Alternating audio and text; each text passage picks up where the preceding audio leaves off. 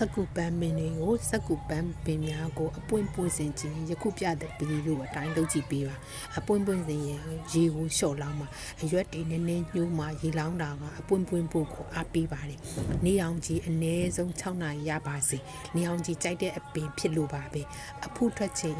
phosphate ဓာတ်မြေဩဇာကိုသုံးပေးပါမြန်မာနိုင်ငံမှာတီဆူပါလို့ခေါ်တဲ့ကြောက်မုတ်မြေဩဇာသို့မဟုတ်အပွင့်အတိုးစေးလို့ခေါ်ပါတယ်ဓာတ်မြေဩဇာမသုံးချင်ဘူးဆိုရင်အိမ်မှာတင်အလွယ်တကူရရှိနိုင်တဲ့သဘောဝပစ္စည်းကိုအစားထိုးအသုံးပြုပါငပြောသီးခွန်ကပိုတက်ဆီယမ်နဲ့ phosphate အကျွဲဝပါတယ်အခွန်ကိုအချောင်လန်းအမုံလုပ်ပြီးရေကြီးထဲမှာထည့်ပြီးအပွင့်ပွင့်နှုံကိုတိတိတတ်တာကောင်းလာစေပါတယ်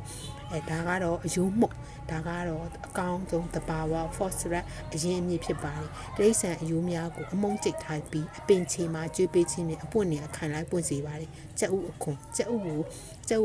အမုံလုပ်ပြီးထည့်ပေးတာပါတယ်ကယ်လ်ဆီယမ်နဲ့ phosphate ကိုအနည်းငယ်ကိုရရှိစေပါတယ်ပြထင်းမီးပေါ်မှာရတဲ့ပြအဖြူရောင်